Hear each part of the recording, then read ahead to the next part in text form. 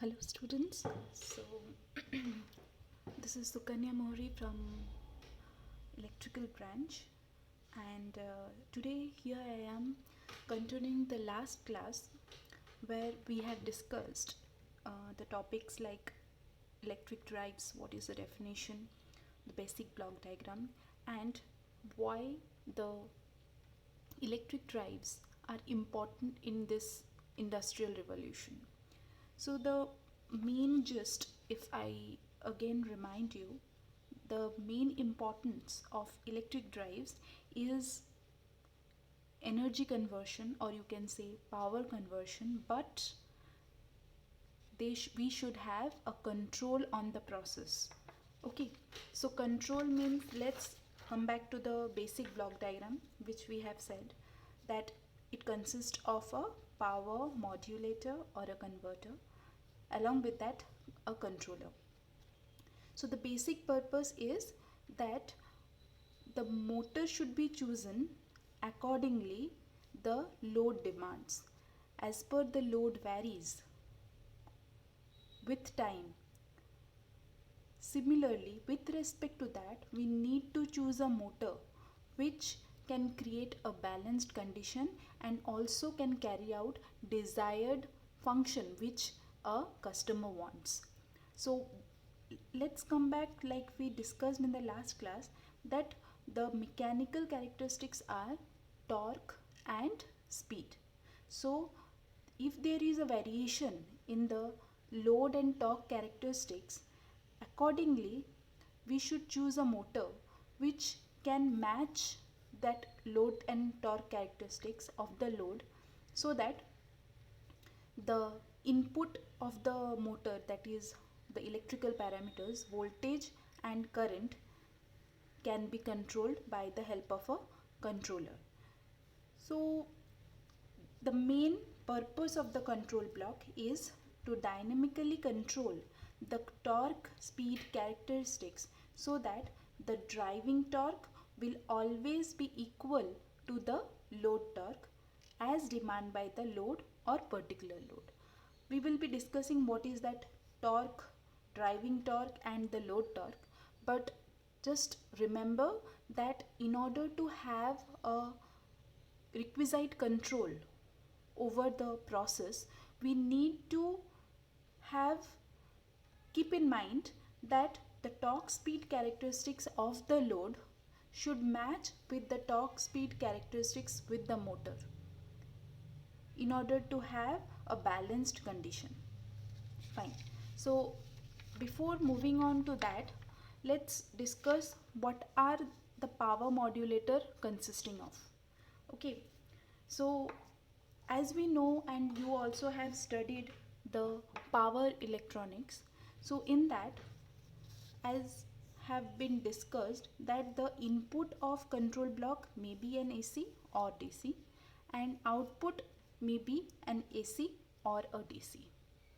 Okay, so in between that source side and the motor side, you have a control block.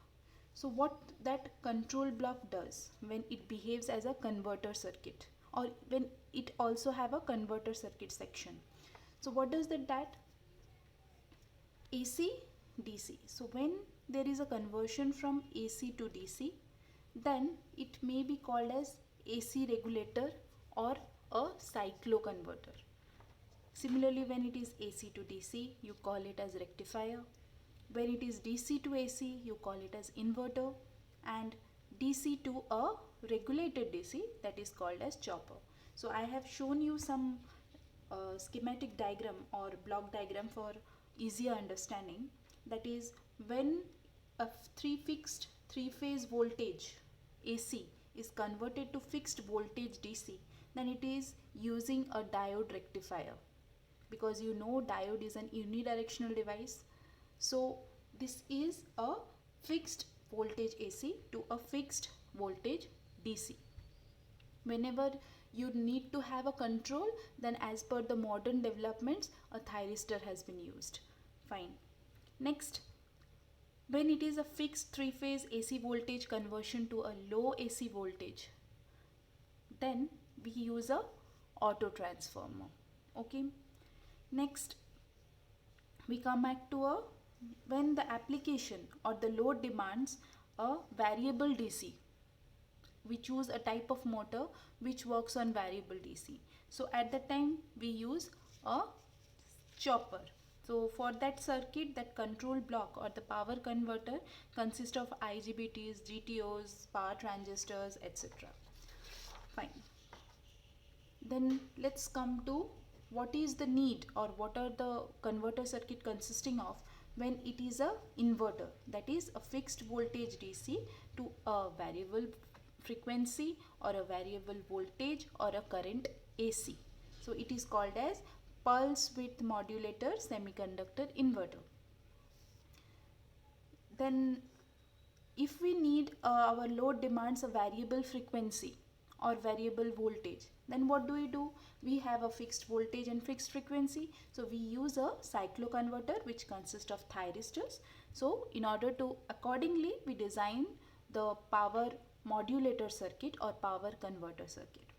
Next, in this control definitely there must be a switching action, or you can say you have studied the steady state period and the transient period. So for this switching action, what do? Or what happens in that switching circuits? So switching circuit is mainly required because so that the motor can run smoothly.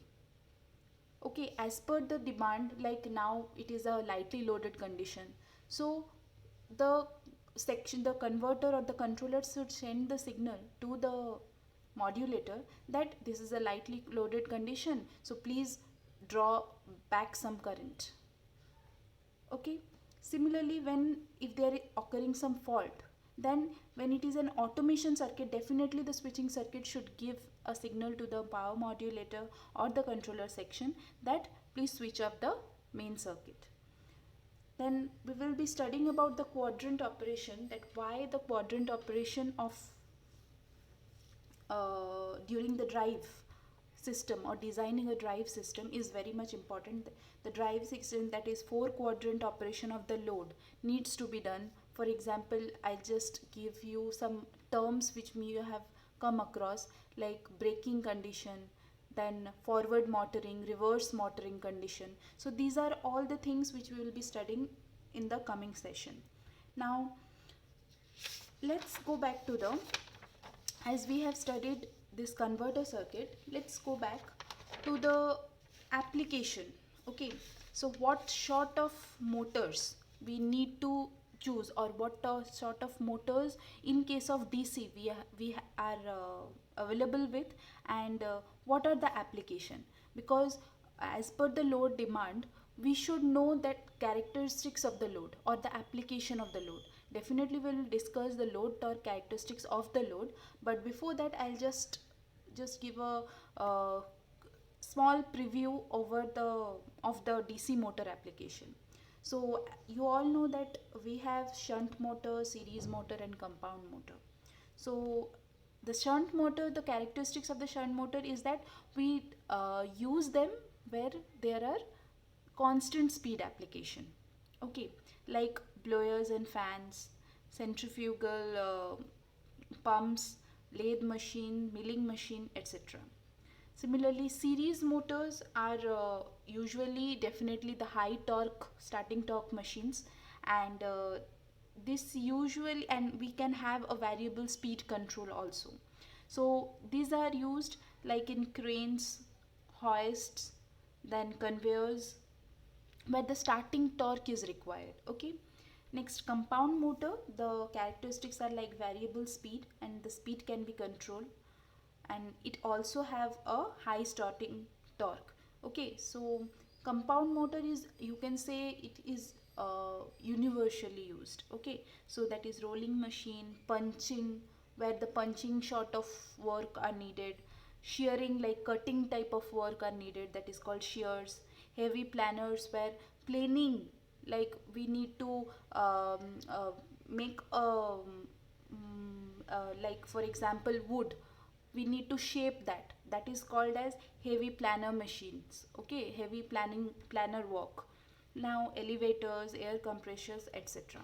So these are the application. Accordingly we choose a motor.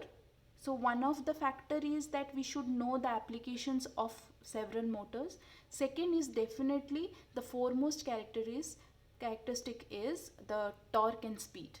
Okay, so let's move on now to the torque speed characteristics.